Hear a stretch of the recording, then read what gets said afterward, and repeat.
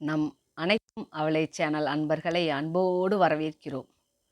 நம்ம வாழ்க்கையில் சில தவறுகளை எப்பவும் செஞ்சிட்ருக்கோம். அதை நம்ம சாதாரணமாக எடுத்துக்கிட்டு போயிடுறோம்.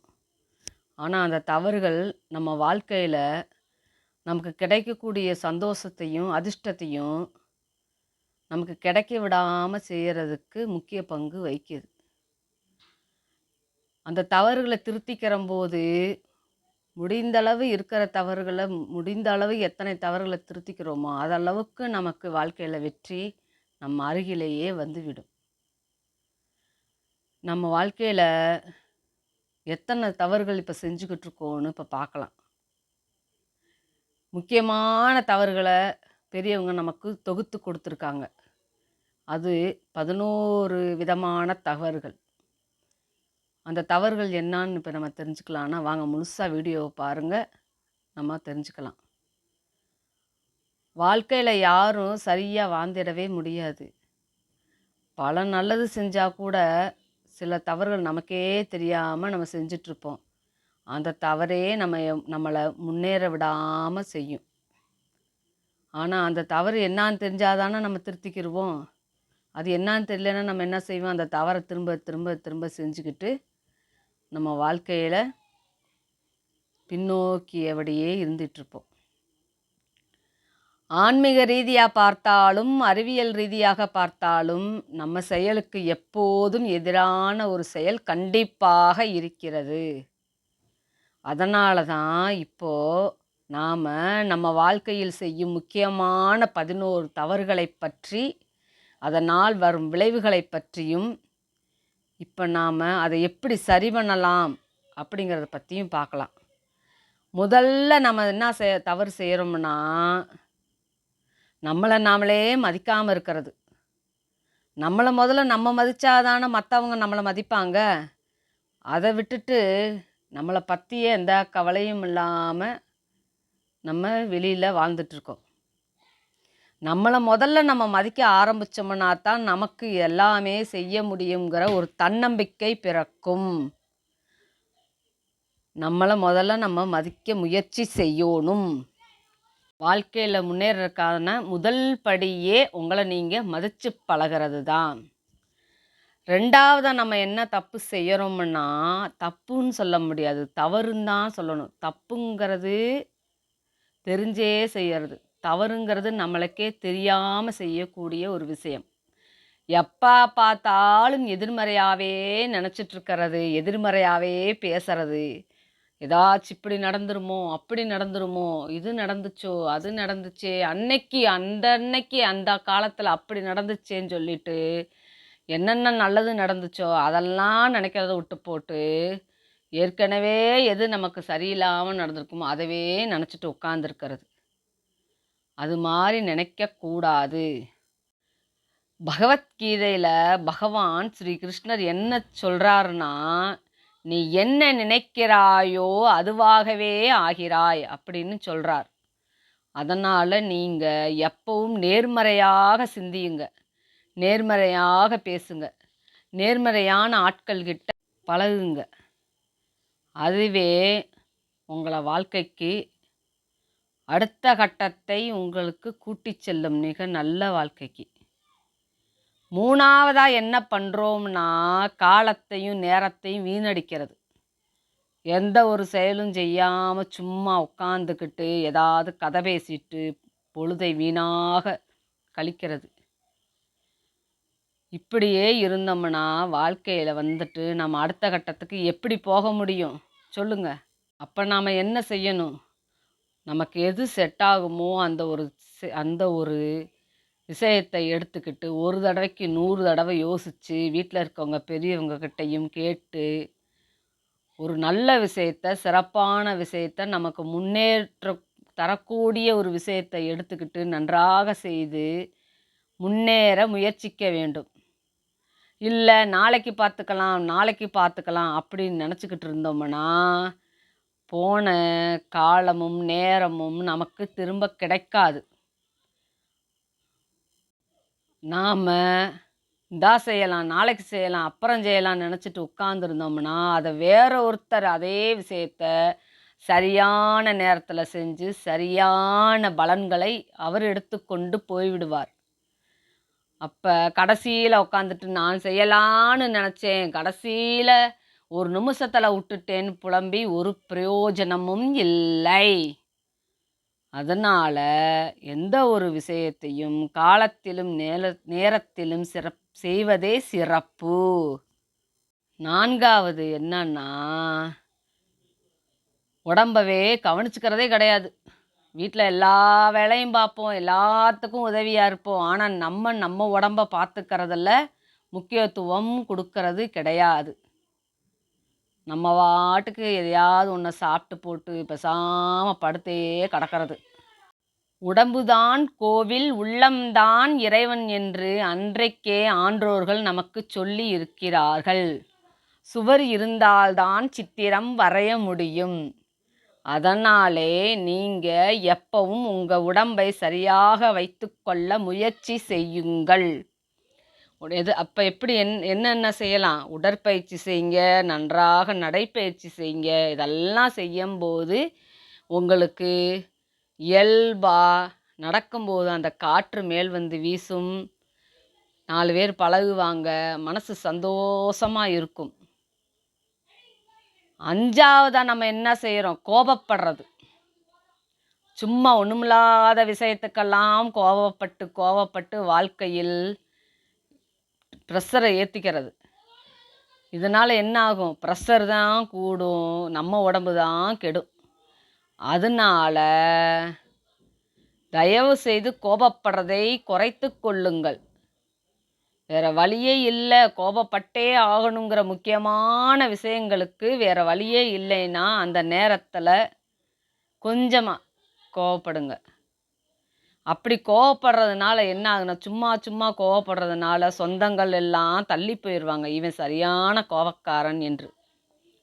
அப்புறம் நண்பர், உற்றார், உறவினரெல்லாம் தள்ளி போகும்போது மனசில் இருக்கிற நிம்மதியே கெட்டு போயிடும். என்னடா நமக்கு யாருமே இல்லையே என்று மனம் வருந்தக்கூடும்.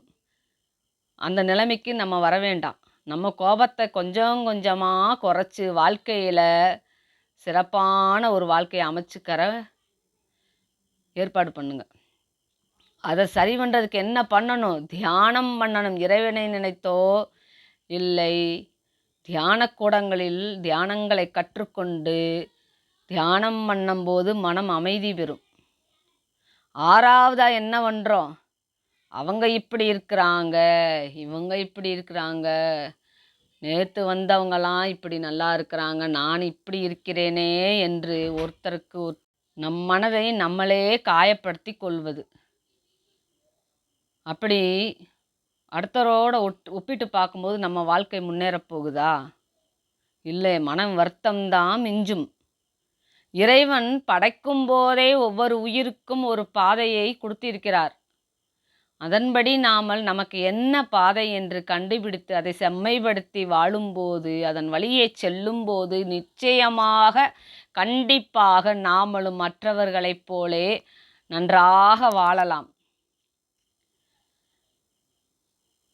7வதாக நமக்கு தெரியாமையே செய்யக்கூடிய தவறு என்னன்னா, நம்மை படைத்த இறைவனுக்கு, நமக்கு தினம்தோறும் உணவளிக்கும் அந்த இறைவனுக்கு, நம்மை மிக மகிழ்ச்சியாக வாழக்கூடிய ஒரு வாழ்க்கையை கொடுத்த இறைவனுக்கு நாம் நன்றி சொல்வதை மறந்து விடுகிறோம் வாழ்க்கை ஓட்டத்தில். நீங்கள் இறைவனுக்கும் உங்களுக்கு உதவி செய்த மற்றவர்களுக்கும் நன்றி சொல்லி கூறும்போது உங்களுக்கு இறைவனும் மகிழ்ச்சியாக உங்களுக்கு மேற்கொண்டு இன்னும் இவனுக்கு என்ன செய்யலாம் என்று யோசித்து செய்வார். உற்றாரும் உங்களுக்கு உதவியாக மாற ஆரம்பிப்பார்கள். அதனால் நாம் நிம்மதியாக நம் வாழ்க்கையை வாழலாம்.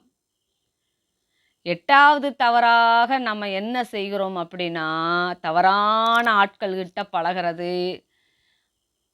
தவறான ஆட்கள்கிட்ட பழகும்போது அவர்கள்கிட்ட இருக்கிற தவறான பழக்கங்களை நாமளும் கற்றுக்கொள்ள வாய்ப்பு அதிகமாக இருக்கிறது. எனவே தவறான பழக்கங்களை நாம் வைத்து கொண்டிருப்பவர்களிடம் இருந்து சற்று விலகி இருப்பதே நமக்கு நல்லது. சரிம்மா? தவறான பழக்கம், தவறான ஆட்கள்ன்றீங்களா, அதை எப்படி தெரிஞ்சுக்கிறது நாங்க?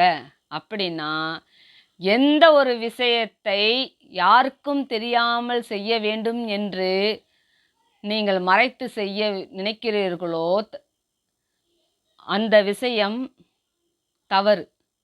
அதில் ஒரு சில விஷயங்கள் மட்டும் தான் நன்றாக இருக்கும். ஒரு 75% விஷயங்கள் யாருக்கும் தெரியாமல் செய்யக்கூடிய விஷயங்கள் மிகவும் தவறான செயல்களாக இருக்க வாய்ப்பிருக்கிறது என்று நமக்கு பல புத்தகங்கள் மூலியமாக தெரிகிறது. எனவே நாம் நல்ல மனிதர்களோடு பழக கற்றுக்கொள்ள வேண்டும். 9வது என்ன பண்ணுறோம்? பயப்படுறோம். இதை செஞ்சால் தப்பாக போயிருமோ, அதை செஞ்சால் தப்பாக போயிருமோ அப்படின்னு சொல்லிட்டு எதையுமே செய்யாமல் வாழ்க்கையில் சும்மா உட்காந்துட்டு பொழுதை வீணடிக்கிறோம். ஆனால் இன்றைய காலகட்டத்தில் எதையோ ஒன்றை தேடி ஓடிக்கொண்டிருக்கிறோம் நாம் வாழ்க்கையில். இப்படிப்பட்ட காலகட்டத்தில் நமக்கு சரியான போட்டியுள்ள மனிதர்கள் உள்ள காலகட்டத்தில் நமக்கு என்று ஒரு சாதனை படைக்க வேண்டும் என்றால் அந்த பயத்தை விட்டு நாம் தைரியமாக யோசித்து ஒரு செயலை செஞ்சோமேயானால் வாழ்க்கையில் கண்டிப்பாக ஜெயிப்பது 100% உறுதி. எனவே நீங்கள் யோசித்து பயத்தை விட்டு ஏதோ உங்களுக்கு எந்த தொழிலோ எது செட் ஆகும் என்கிற தொழிலை நீங்கள் எடுத்துக்கொண்டு செய்து வாழ்க்கையில் ஜெயித்து மகிழுங்கள். 10வது தவறு நாம் என்ன செய்கிறோம்? நம்ம படைத்த இறைவனை வணங்க வேண்டும். எந்த ஒரு காரியத்தையும் தொடங்கும்போது இறைவனை வணங்கி தொடங்கி இறைவனை மனதில் சிந்தித்து செயலாற்றும் போது அந்த செயல் நமக்கு வெற்றியை பெற்றுத்தரும். 11வதாக இப்போ நாம் பார்க்கக்கூடிய தவறு என்னவென்றால், இது மிகவும் முக்கியமான ஒரு தவறு இன்றைய காலகட்டத்தில். என்றைக்குமே அதுதான் முக்கியமான தவறாக நம் பெரியவர்கள் சொல்கிறார்கள். என்னவென்றால், இப்படியே நம்ம சும்மா இருக்கிறாமே, நம்ம தான் படிச்சிட்டோமே, நிறைய கற்றுக்கிட்டோமே, வாழ்க்கையில் நல்ல ஒரு நிலைமைக்கு வந்துட்டோம், நல்ல வேலைக்கு வந்துட்டோம், கை நிறையா சம்பாதிக்கிறோம் என்று மேற்கொண்டு நம்மளை கற்றுக்கொள்ளாமல் இருப்பதுதான். மேற்கொண்டு நாம் கற்றுக்கொண்டு நம்மை மேலும் மெருகேற்றி கொள்ள வேண்டும். இனி எனக்கென்ன அப்படி என்று இருக்காமல் தினமும் ஏதாவது ஒரு விஷயத்தை கற்றுக்கொண்டு நம் வாழ்க்கையை அடுத்த கட்டத்திற்கு கொண்டு செல்ல வேண்டும். ஏன்னா நாம் வேலை பார்க்குற இடத்துலையே நமக்கு மேலே நம்ம படித்ததை விட இன்னும் அதிகமான படிப்பு படித்தவர்கள் பல பேர் இருக்கிறார்கள். அவர்கள் நாங்கள் சேரும்போது நமக்குரிய மரியாதை குறைந்து அவருக்கு நம்மை விட படித்தவருக்கு மேன்மையான மரியாதை கிடைக்கும். அப்போ நம்ம என்ன செய்யணும்? நம்மளும் தினமும் ஒன்று கற்றுக்கொண்டு தினமும் ஒரு விஷயங்கள் தினமும் நிறைய அதையெல்லாம் நாம் புத்தகங்களின் மூலியமாகவோ இல்லை இன்று உள்ள செல்போன்களின் மூலியமாகவோ கற்றுக்கொண்டு நம் வாழ்க்கையை மேன்மையடைய செய்ய வேண்டும். இப்பொழுது நாம் பார்த்த இந்த 11 தவறுகளில் ஒரு சில தவறுகளை திருத்தி கொண்டால் கூட ஒரு சில தவறுகளை விட்டு முடிந்தளவு அதிக தவறுகளை திருத்தி கொண்டு வாழ்க்கையை பின்பற்றினால் நம் வாழ்க்கையில் ஏற்றம் நிச்சயம். கண்டிப்பாக ஜெயிக்கலாம், வாழ்க்கையில் முன்னேறலாம். இந்த வீடியோ உங்களுக்கு பயனுள்ளதாக இருந்தால் வாழ்க்கையில் ஜெயிக்கலாம் என்று நினைத்து கொண்டிருக்கிற அத்தனை பேருக்கும் அனுப்பி பயன்பெறச் செய்யுங்கள். நிறையா பேர் இந்த வீடியோவை பார்த்துட்ருக்கீங்க, ஆனால் சப்ஸ்கிரைப் பண்ண மாட்டேங்கிறீங்க. கொஞ்சம் சப்ஸ்கிரைப் பண்ணி ஆதரவு கொடுங்க. உங்கள் ஃப்ரெண்ட்ஸுகளுக்கும் நண்பர்களுக்கும் உற்றார் உறவினர்களுக்கும் ஷேர் பண்ணுங்கள். மேற்கொண்டு நம்ம பேசலாம். வணக்கம். அனைத்தும் அவளே.